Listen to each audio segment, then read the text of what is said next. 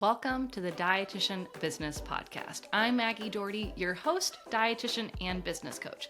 In today's episode, you are going to be a fly on the wall in a business coaching session with Tara Durden of Nutrition Time and myself. In this episode, we talk all things about how to hire and onboard a new dietitian and how to fill their schedule. It was such a cool conversation. We got into the details of everything you need to know if you want to bring on your first employee. We ended the conversation with an amazing question Tara asked about how I got from a team of 1 to 40. If you're looking to hire a dietitian or scale your team, this one's for you.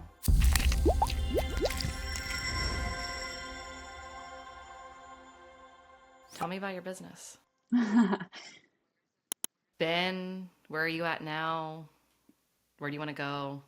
Yes, I'm so excited to I never actually thought this was going to turn into something. I was kind of like a COVID baby business. Well, I became a dietitian in 2020. So, as I was finishing up and going, getting hired onto, I started as a clinical dietitian in hospital and long-term care, kind of like a combo type of deal, and would start to say I'm seeing clients just from Instagram. I'd post my recipes or just cooking. My pre-Instagram to what it is now is so crazy looking back. A lot of them are archived, by the way. But it's just random recipes and whatever. I thought it was helping the world in that way. But yeah, so I'd go to the hospital all day or long-term care, come home, see 1 or 2 clients a night and just call that, my side gig. Then I got pregnant in 2021 and it kind of pushed me to do a little bit more of entrepreneur stuff. And then had my baby, only worked at the hospital 1 day a week basically at that point and did my business a little bit here and there. And then I ended up getting pregnant again in 2022. Wait, was it 2023 maybe? Because I had him in 2022. So then 2023. So yeah, anyway, all of these both back-to-back babies and just being pushed to stay home for so long, I think helped me shift into an entrepreneur, building my from side gig to now full-time business. So yeah, and then it has evolved so much where the specialties have changed so much now into where it is now. So yeah, now here we are and I see clients 4 days a week and I'm hiring 2 dietitians now, which is super fun. So yeah, I never thought it was I wasn't sure it was gonna turn into this. So it's exciting to be here now. It's always cool looking back on your private practice journey and you didn't, looking back, you never knew that that Instagram and those posts were, gonna turn into a business or this side hustle would turn into a real thing. Or Yeah. the biggest thing I've seen with myself and a lot of the dietitians I work with is once they become moms, there's this shift where, working a normal corporate job doesn't allow for the flexibility they need. So then they start this private practice to have the life that they want. And then I also see a ton as a lot of my moms are more likely to be group practice owners, where doing the solo private practice works kind of pre-family. Yes. And then once you have kids, okay, you can't commit to these client sessions, this schedule. Okay, now you start to hire dietitians to kind of fill in there. So it sounds like you're on a similar journey of becoming just with motherhood and entrepreneurship. Yeah, it's been a really cool mix for sure. So what was it after having your kids that made you want to kind of go more into private practice or to start hiring these dietitians now? Yeah. So I think in the beginning, or when I had my first baby and then I was only at the hospital 1 day a week, I had a little bit more space to think oh, you know what if I expand what I'm doing here?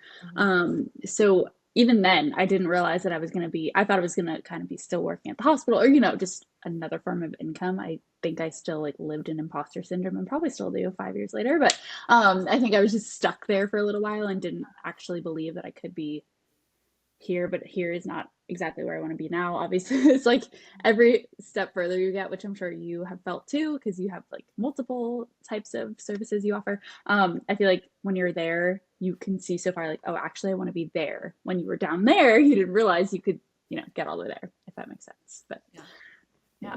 So did I answer? I forgot what you first asked now. No, that was perfect. Okay, so right now you're full-time with your practice, and then you have 3 full-time dietitians, 3 part-time, No.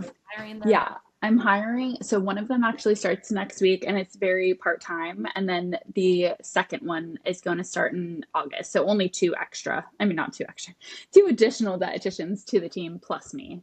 Okay. When I started maxing out on my time allotted for the week, that's when I was thinking, okay, like I really probably should get help, or else how am I going to actually grow this business besides other different multiple income streams? So my husband is pretty involved in the business where he's like does all the numbers and back end stuff, which is great. He is not like fully onboarded with us right now. He still has a full-time job, but he helps a lot. So he's actually the one who was pushing it like, you are getting full. How many hours left of the week do you have time for? Because I do insurance too. So it's like, I need a bill, I need to check benefits, I need to do all these other things that like, okay, these extra hours are going to slip by. So anyway, he's the one who pushed it on me. And I'm so glad now that I did start the process because, credentialing takes forever. And yeah. And it's so helpful to have that opinion outside of yourself, because there's, whether you have a business coach or a partner or a mentor or someone else who can look into your business and be like, hey, what are you doing? Or Yes. hey, do you kind of see this or see that? Can be so helpful to have that outside perspective of like, hey, Tara, like you can't see, like you kind of hit this glass ceiling. And like one thing with private practice is you only have so many hours of a day that you can see clients. And so a lot of the times when RDs realize they want to scale or hire on is they're kind of maxed out there. And then the only way to see, you can only see so many clients in a week, but if you hire more dietitians, that number can go up and up. So it sounds like you got to your capacity. You had more clients, and so you've started bringing on your dietitians. So one is about to start part-time next week. Mm-hmm. And then what were the other 2 again? Just one more. She'll be in August, and she's going to be 3 was part-time as well. including you. Got Oh, it. yes. Sorry. Okay. Just the 3 of us. Yeah. For now, yes. I want to see how that goes. And then, of course, I'm sure I'll probably want to hire pretty soon after that, depending on what happens. Okay. Just because actually we're all moms. We all have, well, one of them has her second on the way, but the other one has 2. So it's like we all are going to have 2 babies. And I know it's just not realistic to be like, for any mom, I feel, to be full time. It's just, I mean, maybe if you have all the support you need, but. So then your very first hire will be starting next week. Yeah. What perfect timing for I us to talk. know. How are you feeling with that? Where do you need help? What questions as it relates to kind of bringing on your first dietitian? Absolutely. Yeah. So I am super excited, like very much excited to bring her on, learn from her, have her learn from me. We did go to grad school together, which is cool, but now we've gone obviously have done our separate things for the past 5 years. So I'm excited to have someone who I trust and would love to support, and vice versa. So yeah, it's really, I think the scary part is like knowing how to start to like fill up their schedule and like transition them onto the team, because they've been in another private practice. So I know she has the capability, but it's like, I don't know, maybe because you have hired tons of dietitians, I think, maybe like, how did you know how to start filling their schedule? How did you know like what to do where when they began? Because I'm reading all these things, like how to structure it and train and onboard and do all these things and have a general idea, but would love to get your perspective on that. What's your plan right now? What are you thinking of doing in terms of like her training, onboarding, and how to fill her schedule? Yeah. So I'm thinking next week is going to be a very light week in terms of clients. And so since it's like I'm hiring as not independent contractors, but as like employees. So yeah. So I'm not just going to be like, hey, can you guys help me for a couple hours the next like few months? I'm actually giving them, set hours with, doesn't need to be client facing necessarily.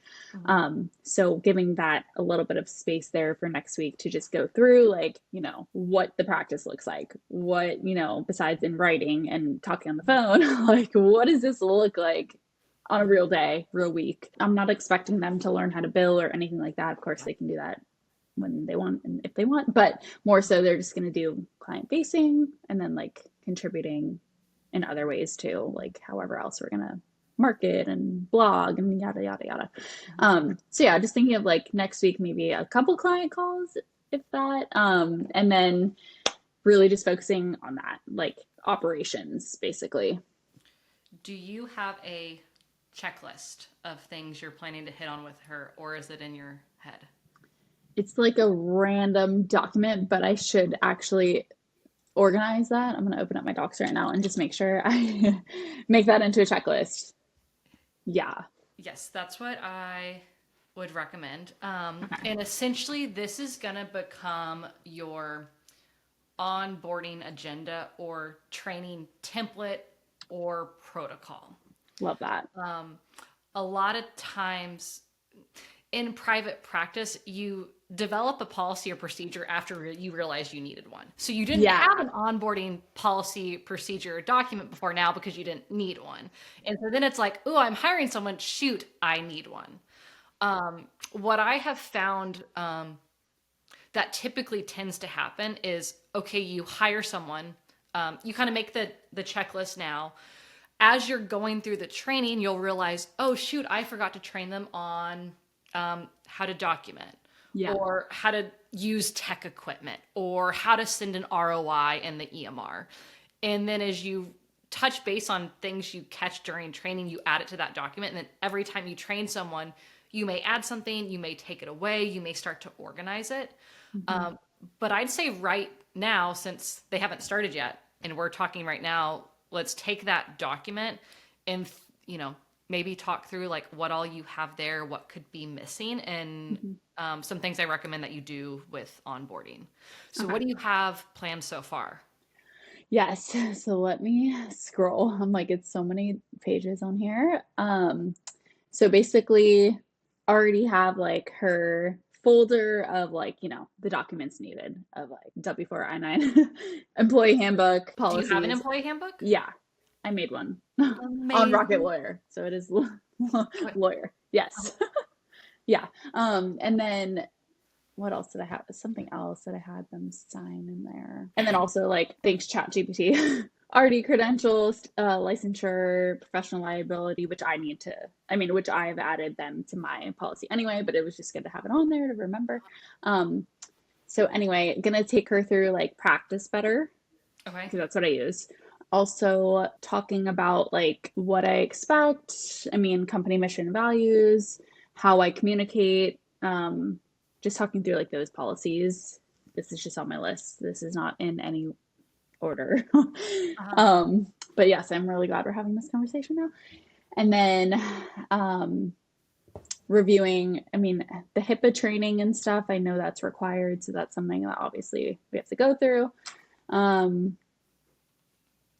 Scheduling on Practice Better, I feel like that could be something really important to go through, though it does maybe sound like, how could you not know how to do that? But if you don't use Practice Better, then I don't think either one of them do. So yeah, have to do that. And then I was thinking of doing like a couple like shadowing, or like not even shadowing, but like more of like a mock session type of deal, a couple different times, maybe not a full session, but just seeing how the flow of their sessions go, and just see what I would add. And maybe I could also get good ideas from that too, to how to reframe mine. And then, yeah, just like going through and like seeing how to chart and like because I already have like, the snippets on Practice Better, and how you can just like type something and like the whole thing will come up, like insurance information that you need on there. I don't want to type that every time. So I just have it already laid out on there. If you press whatever, the two, not semicolons, but whatever they're called, on there. And then what else do I have? Oh, just going through my like huge resource list too, just to like show them how to like be familiar with that, like the handouts and any like evidence-based information on that. And so all the resources are related to like client educational materials? Yeah. Okay. Awesome. Yes. And then only one other thing. Oh yeah, just getting a feel for like what their future goals, needs, even though that could have been probably talked about when I talked to them originally. I think it's good to just keep up with that, keep like a rolling list of like, what are your expectations, goals, and like, all of it for the team and for yourself and for your future and all that. So yeah, I don't know. Is that a good start? Because that actually makes me worried now that I don't have enough No, I think this is a great start. And I feel with this being your first person you've hired, you are ahead of the gang with already having a list. Okay, cool. I think it's very common to have someone start and, oh, like, let's talk about this and then this. And you kind of will like bing bop between a ton of different topics and it can be very disorganized. But again, as a private practice owner, a lot of us haven't had business training. We are dietitians who are really good at seeing clients. So we got full and now we've created this business that we've never been trained on how to do these things. But I feel like you have a very good template. So Okay, cool. basically what I'm hearing is you have a list of things you want to touch on. You have 5 main categories. You have EMR. You're going to touch base on scheduling snippets.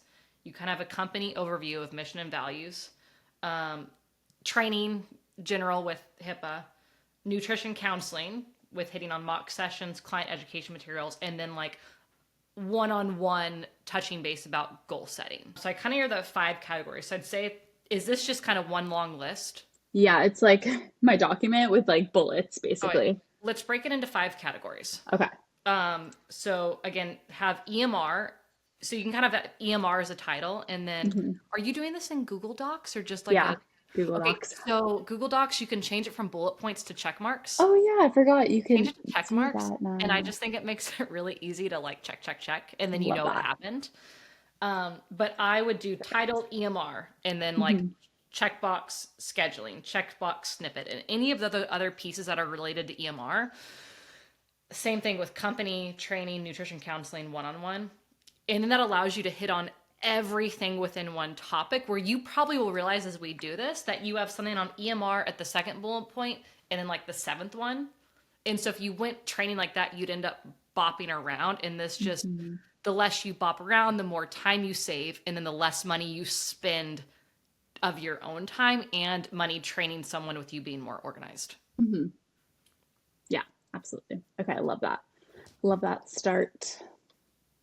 The other thing with onboarding, so again, I think I've onboarded at least 20 dietitians and trained at least 5 of my own dietitian managers on how to onboard people. And absolutely every single person you train, at least the first like 10 to 20, you're going to change, like this is going to change and morph and stuff is going to get added. So just know it's not going to be perfect off the bat. When I hire a full-time employee, it tends to be about a 10-day or 2-week training period where you're very, again, with my first company, Doherty Nutrition, we're very, very like heavily invested in training. Because of that, we could only hire full-time employees. Like the 1099 just didn't work for our structure because we're so training invested. I do love hearing that you hired as a full-time employee because you want to do this training, because you can't require a 1099 contractor to do this training. Yeah, So exactly. it It's sounds just like kind of you're like jump in. in the right spot. So again, if a full-time employee, you kind of have this 2-week training. A part-time, I'd say about a week. A week. Not Okay. a week long of like training, but a week long of a training period. Because you Overseeing. said they'd Yeah. be about part-time, right? Yeah, definitely part-time. Starting as part-time at least right now. With possibility to go full-time for sure. It just kind of depends on everybody's schedule, and that's when I probably need to hire again if like my first 2 are only wanting to stay around that space with kids, obviously. So yeah, just kind of going to see how it ebbs and flows. So some other things I would recommend. So under the company category where you have mission and values, I would add for the employee to read the company manual that you have under there. Is your employee virtual, or are they They're going to be virtual. they're Yeah. fully virtual? Okay, so then you don't need to do like a office or building orientation. You don't need to get them keys. You don't need to take a headshot. Yeah. I do want to do headshots though, actually. So I don't know if you have a good recommendation about like if you did that with your employees, like, or is everybody in person? Yeah, so our practice was fully everyone's in person. So on their first day, we would take a headshot. Got it. Okay. We always did it against a brick wall at our Dallas office. Cool. Then as we got more offices, we didn't have brick walls. Yeah. So we ended up like having maybe people find a brick wall or an AI filter for a brick wall. But I would, they could take their own picture. I think it looks very professional when all the people's headshots on a company look the same. Versus when you go to a website and like every person's photo looks different, it just, again, you're not going to lose clients, but I just feel like it gives like a very contractor type of vibe. Yeah. So I would give very specific, like, hey, take a picture of yourself with like, maybe you have a white background, you're professionally dressed, and kind of write through, what you want it to look like. And then under that, company training, part of one of those bullet points would be for them to take their picture, send it to you, make sure it kind of meets those expectations. Perfect. Yeah, I think that's a great idea for virtuals, kind of tell them what you want it to look like. Yeah. Okay, cool. With EMR, that's another category I recommend that you train on. A lot of EMRs have really good tutorial videos. True. And I think so Practice then Better does. if you have, if you kind of look at those tutorial videos and then you assign this dietitian to watch them, and so then you're not having to do the training, but you're giving them training directly from the company. Just make sure that you watch those videos. So again, you're not sending them irrelevant videos and you're paying them to watch something that's not actually helpful. Yeah. Perfect. So any videos, any articles directly from Practice Better, your EMR. And then having a checklist of like things you want to walk through with them, the snippets, the scheduling. I'm on Simple Practice, and there's, I've used them before with showing like other them- companies. Yeah, like if there's in your EMR, if like there's a way to like set up their calendar, their availability, like showing them how to do that. Hey, if they're taking time off, how to block that time up. Again, as you think through your EMR of like things that you do and that are helpful, you'll probably just end up adding this like list from there. What I also would recommend is as your dietitian starts asking you questions through the first probably 3 months, any of those questions, then I would go back and add that to your training. So then the next time someone comes, you're like, oh, this dietitian asked me about this specific question about the EMR. Let me just add that in the training because I bet this is going to come up again. You can even, if you, once you kind of have a, after you go through probably 3 employees and you notice these things are consistently being covered, you can film yourself and like do a video tutorial. So then, hey, it's your first day, go watch this video. So then you have your dietitian watching this video and it frees you up. Kind of the same idea of like passive income. Like you're not having to spend your time to train them because you already recorded it. So that's another thing that I love to do is like once you kind of have the training down, you can record a video and then just send them off to do it. So smart. Love that. The next category that I don't see on here is like a IT technology training. So if Like you are Zoom. on Google or Microsoft, so how to use Gmail or Outlook, and if you want them to set up a signature, setting up the signature. Hey, for internal communications, we use Google Chat or what is it, Microsoft Teams. How to, if you're using the calendar feature, are you on Google, I assume? Okay.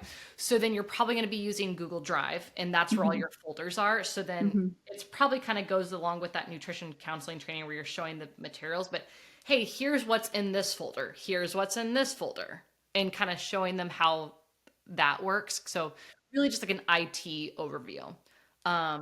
If there's any other apps that they use, so if they need to download Like full script. yeah, so then I would put full script in here for, if on the phone there's like a Practice Better app that you want them to download and use. Yes. So then again, kind of scroll your brain of any technology that you use and then put it on here. Perfect.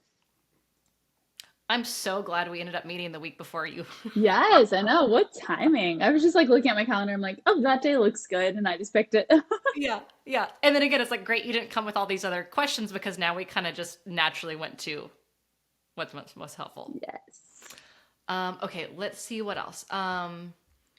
Human resources is another section I like to touch on. So this could be, are you going to be using an HR platform to pay them, onboard them? I'm going to use Gusto, or is it Gus? I never can say it Gusto. right. Gusto. Okay. Gusto's my favorite. That's what we used and what the majority of my dietitian group practice owners that I work with use. Nice. Super awesome. Makes it really easy to pay employees, set up payroll, clock in and clock out for contractors.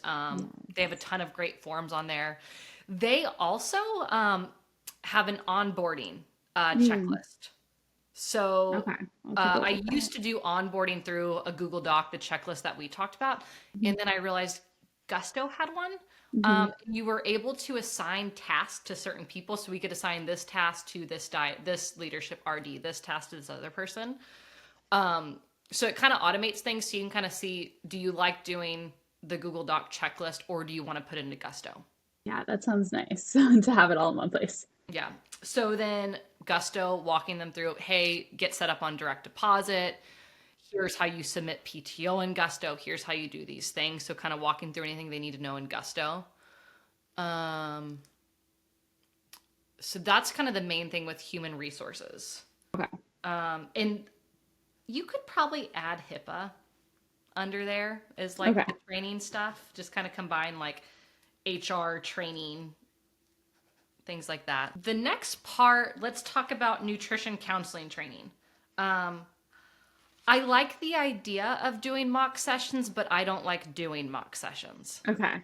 It's kind of like if you and I sat here and like pretended, a client walked in with diabetes who has fatty liver and wants to lose 5 pounds and they said this, what would you say back? Yeah, that is a little awkward. What I really love is having the dietitian shadow you and you shadow the dietitian. That way you don't really need to do a mock session. You can do a real session. Love that, because I do have a couple new people starting that day that she starts, I think. So before this dietitian sees anyone, I would recommend that they shadow you. Obviously, you know what you're doing and you're good at what you do because you are full and you need to hire.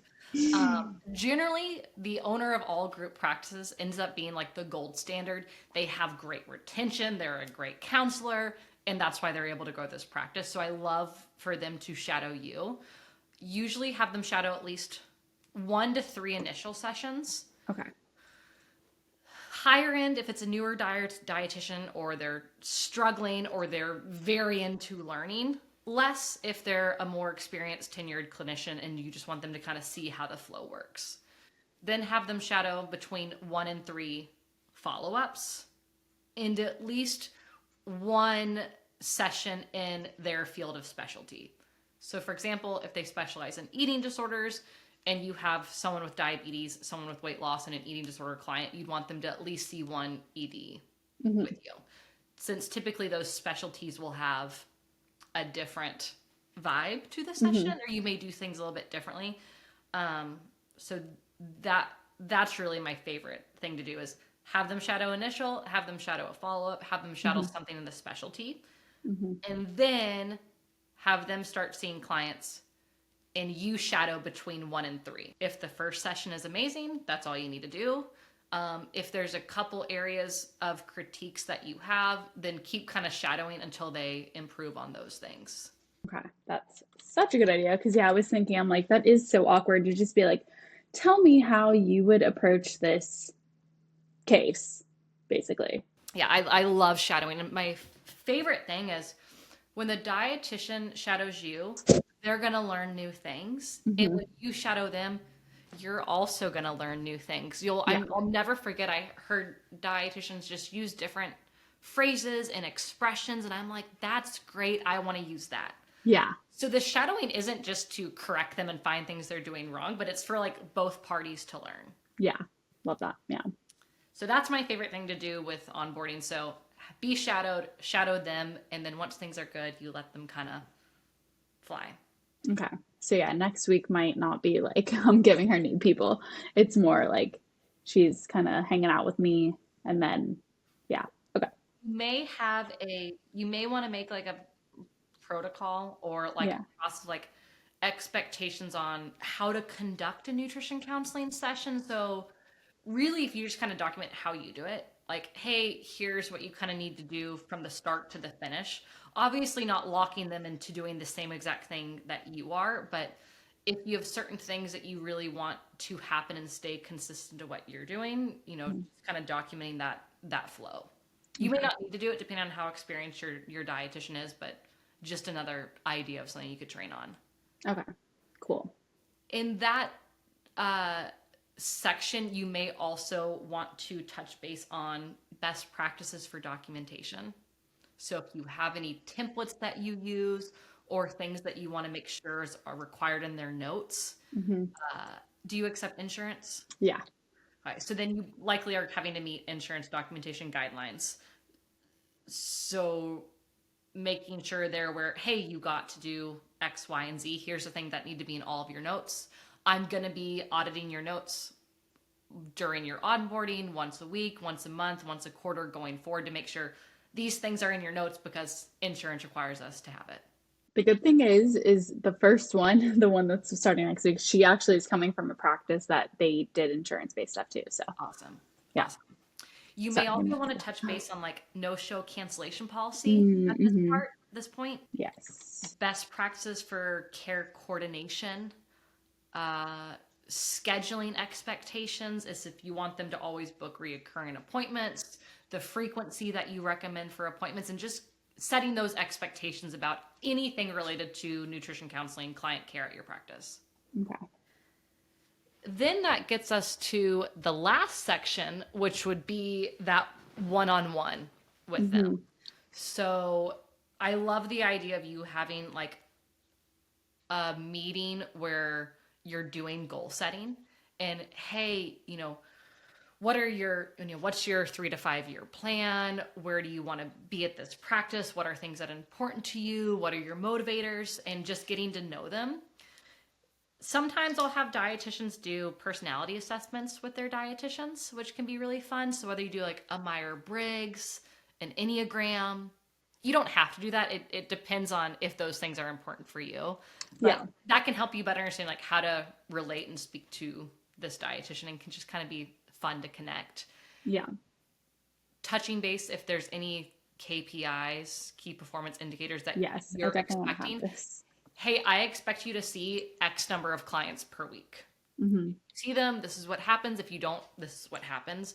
So any metrics that you're going to be evaluating for their performance would touch base there.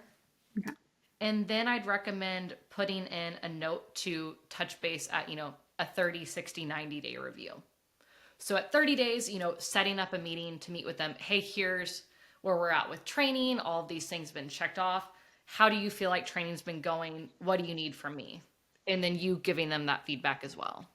And then that should hit on pretty much everything that I would recommend that you hit on in a training. Yeah. Okay, cool. Yeah, I like how much more organized this looks compared to my like bullets and random jotting down. Yeah. And I like seeing your eyes. Your eyes have gotten like a little bit bigger, like, oh, cool. Like I needed this. Yeah. So many things, but yeah, it just like, the organization of it. And then, it looks good. I mean, I'm definitely going to have to edit it, but I'm glad that I have the guidelines right now. Yeah. And know that it's a living, breathing document. So like it's going to change and it's going to evolve, but this will put you in a spot where you're going to be in a really good spot to onboard someone for the first time. Yeah. Awesome. Thank you for helping me with that. So the next question you had was how to fill their schedule. Oh, yeah. Yeah, like, and knowing, I guess. But I guess once I get through this onboarding and then see how it goes with when I do give them their first couple people, maybe that is the second week, that I at least give them, a couple sessions or so and see where it goes from there. But yeah, how do you know? I guess if you can answer that better than what I'm thinking. So the first goes back to how did you know that you were ready to hire? Yeah. So that's when my husband was like, you're filling up. Like, remember when you only had, 10 sessions a week and now you're at 20, whatever. If you want to scale and grow, you need to open more spaces and you can't do that. So what do you do, basically? He's very analytic, and that's why I love having him as also a business partner. So with anytime you need to hire someone, there's always some subjective measures and some objective. Subjective, I'm burnt out. I don't feel like there's work-life balance. I'm unhappy seeing this many clients, or I don't want to do this. On the other hand, you have those objective measures of you're booked out for 4 weeks. There's not spaces for your follow-up clients to go. People aren't booking appointments with you because you're so far booked out. Objectively, I really like to look at if you're full, if the past 4 weeks you've been full and you've met whatever your KPI is for yourself, whether it was 20 clients a week or your spots were all full. Generally, if your past 4 weeks you've been full, the next 2 you are booked out, generally means that you're ready to hire. So it sounds like you're probably in that ballpark. When we're looking at how to fill someone's schedule, if we were looking at her, I'd say, okay, let's look at your schedule. If you counted up all of your new people between now and the next 4 weeks, hypothetically, all of those new people could go to this new dietitian schedule. So let's say you looked at your calendar and you had 10 new people between now and next month. We'd kind of pretend, okay, let's take them off your schedule, put them on this part-time dietitian schedule who only has 10 hours a week. So maybe those clients. That is how much we're starting at, 10. Perfect. Yeah. And so we'd kind of pretend, okay, if we took these clients in your schedule, filled them up, how full would they be? If they were completely full, awesome. Nothing you really need to do. You have enough demand to meet the supply that you have. If she's not, he or she isn't full, or they're not meeting the metrics or has a lot of space, what are things that you would think you would do? Like if I'm not giving them face-to-face hours. Yeah, let's say that, they have, you said it was 10 hours a week. If they had 10 hours, but they're only being booked 5 of those hours. So I actually have is it on this document? I'm like, I don't know where it is right now, but basically on like what I'm thinking is like to contribute to other parts of whether that's like social media posts or at least some research to do a social media post, add to the blog, basically like create, not necessarily market. Like I'm not expecting them to go out and be like, hey, we have, dietitian services, but more so like just contributing to what I would do and what I don't necessarily have all the time to do anymore. Have you had a time in your business where you've had to market to get clients or you haven't been as full as you wanted to be? Yes. What did you do during those? What did I do? Because I'm like, cash-based to insurance-based has been very different. Because like now now it's been great because people are finding me on the actual directories, which is super nice. But that's, almost a year later, but it's totally fine. I didn't expect it to be like right off the bat, I'm getting calls. So that's been nice. But before, I think I did try to use Instagram mostly and social media, and like I just never felt super confident in that for some reason. Now I kind of I do post and just say like, whatever. I'm getting this information out there because I want, my followers and other potential clients to see. But before it was like, I just felt not very confident in just saying like, I'm accepting clients and this is what I do and da da da. So it sounds like the majority of your referrals come from being on insurance panels. That, but also now a lot of word of mouth. I'm getting a lot of clients who are past clients, people. Past clients who are telling their friends about you? Yeah, friends and family, yeah. Amazing. So based on that, I always recommend whatever you've done in the past to get more clients, whatever worked, do that thing. Okay. It doesn't necessarily sound like social media has been a big ROI for you because you haven't used it in the past to fill your schedule. So sure, it's an idea of something you could do for her, but I would focus on the things that you did that actually worked. So with insurance, one could be, it looks like you're in network with all the major insurances. Yeah. Aetna, Anthem, Blue Cross Blue Shield, Cigna, United. Hmm. One thing I'll recommend for insurance-based practices is if you're not full, get in network with more panels. And so if where you are, there is every kind of state or area will have different smaller insurance plans that are specific to there. So you could do some research, figure out what those plans are, see if it was worth getting a network, get a network with those. Hmm. Getting reviews on insurance platforms is like a game changer and is like one of my biggest like secrets. Yeah, that's smart. Not all insurance panels allow providers to have reviews. Some do. I have some seen it on Aetna and United, I feel. Yeah. So then you could have her, if she starts seeing clients, to ask those clients for reviews on those platforms. So it's kind of like, you know, on Google, when like people pay for like a sponsored, they like move up in the rankings. Yes. It's kind of like that same idea where when you have more reviews, you show up higher or you stand out from all the other dietitians. And so you could have her asking her clients for reviews, taking the next step further, asking her clients for reviews on Google. That's another big one where if people are looking for a dietitian near them, if there's one practice that has 3 reviews and one that has 10, I'm going to be more likely to go to the place that has higher reviews and more reviews. Yeah. So asking her to do getting reviews could be a good one. Again, she has to have clients to get that first. Yes.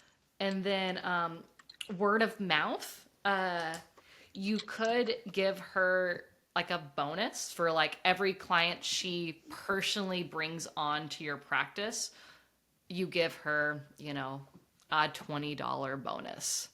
Or whatever sort of incentive. So you're incentivizing her to promote this word of mouth. So then we're leveraging the 2 things that worked in the past for you between insurance and word of mouth, opposed to paying someone to try this different outlet that you don't know has worked for you before. So I would say do that if she's not full.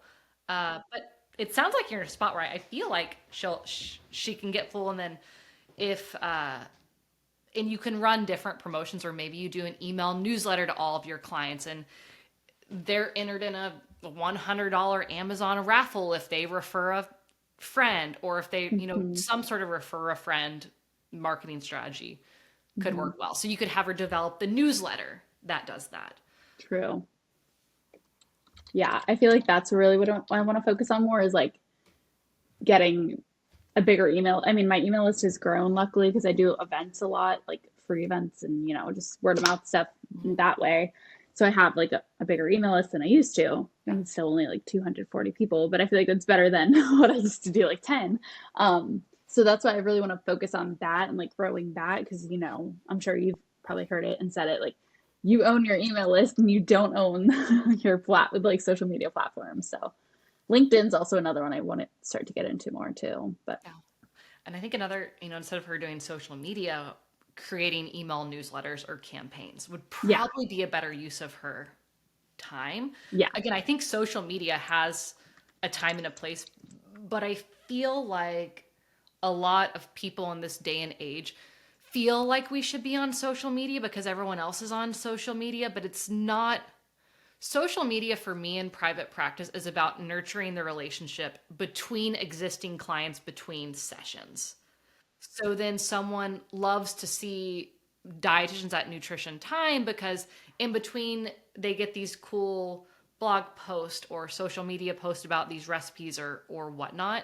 And so it helps keep you front of mind. Or if someone is lost to follow up, they follow you on social media, they see a post, oh shoot, I forgot I wanted to book an appointment, versus it actually bringing in more clients. It can, but I feel like those reviews and marketing and networking and word of mouth are a lot more powerful. This was maybe the fastest 40 minutes of my life. So we really went pretty deep into all the training and onboarding. I know that you probably have a ton of other questions, but before we wrap up, was there anything else that you have questions on about onboarding this dietitian or training or? I don't think so. But one thing I do want to ask you is like, because I was so inspired by whatever podcast or like webinar I heard you speaking on. And I don't even remember exactly like what it was, but it was just like, yeah, you said how you grew to a team of X, what I think it was 40 dietitians. I can't remember if you said 40, however many. Anyway, I just like, I think that's so inspiring and awesome that you do that. So like, I'm just like, okay, I know it's possible and many dietitians do, but like, how long did it take you to do it? Or like, I don't know. But if that's like a reasonable question with a reasonable Yeah. time to answer, but No, it's a great question. Always, it's it's a really interesting journey and story to look back on, how I did get from one person yeah, to 40. yeah. It was really from 2019 until now, which is about 6 years. Mm-hmm. Never judge a book by its cover. So, like, I think from the outside, it looks like this really great, incredible, successful practice. But what you don't always see is kind of the behind the scenes and like the blood, sweat, and tears that got there. And if I had to go back the past 6 years and do it all again, would I? I don't know. But then, in one sense, I would do it all over again because if I didn't, I wouldn't be sitting here with you getting to help dietitians help clients and have this cool Mm-hmm. downstream effect. But really, my practice started in 2019 with me, myself, and I. I had a really similar story to you where I worked at a hospital. I saw clients on the side. I built the business on the side. And I've just always have been an entrepreneur at heart. I feel like I go to the beat of my own drum where I really don't like being an employee. I hate clocking in. I hate clocking out. I hate following rules, but I love making my own. Yeah. And so when I started my practice, I decided to accept insurance and got busy very, very quickly, similar Mm-hmm. to you. My first hire, I hired my friend from grad school, similar That's so to funny. you. Nice. And so my first couple hires were my friends from the hospital and my friends from grad school. So it made Mm-hmm. hiring really easy because I already trusted them and knew them. And then we Yeah. built this really beautiful, super cool culture of we were friends first. And it Mm-hmm. was really, really neat being, Mm-hmm. having this team of friends. We had a Mm-hmm. great time. And then, similar to you, my husband at the time was helping and shadowing, and Mm-hmm. was great with financials and sales and was able to build those things like a team and leadership and financial and compensation packages that I had no idea how to do. So Yeah. we had this connection where I had the nutrition counseling dietetic skills and had this desire to create this business, and he had the knowledge of actually how to do it from having an MBA. And so then I Mm-hmm. didn't have to, pay for a business coach or a lawyer because I was getting the information in house, which Yeah. made it very easy to grow with not a lot of upfront cost. Mm-hmm. When he came on full time, we started hiring more, opening more offices, and grew really quickly. Mm-hmm. And I think that growth was at the expense of a lot of personal stuff Mm-hmm. and learned a lot of lessons the very, very hard way through losing a lot of money, losing a lot of mental health sanity, and then grew to a spot where I had my daughter and had to step away from the practice. So I had to create these protocols, how to train someone, I created my first manual and trained my leadership team how to do my job so I was able to step away. And then when I came back, I didn't have to go into this same role.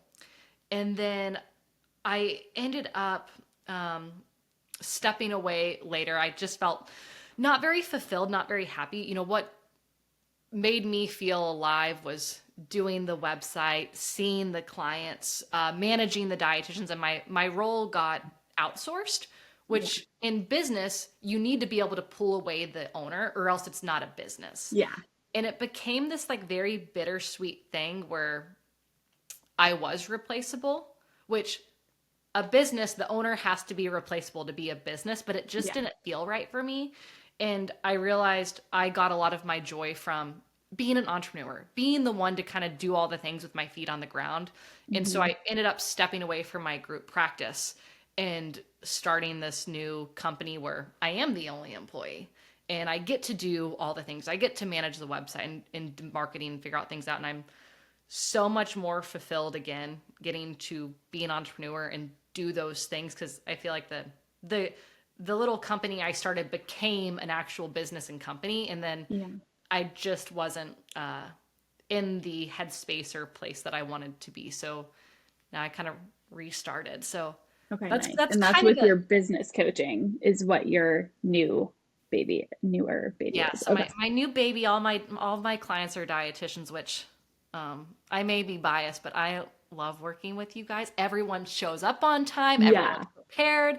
No one, disputes a late fee or cancellation. Yeah.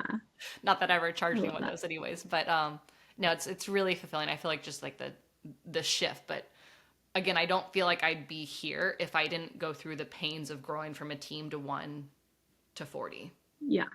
Yeah. That's awesome. Thank you for sharing that. Yeah, that's super neat. And yeah, I mean, I feel like it's not ever a perfect picture. So Yeah. it's good to know that I mean, yeah.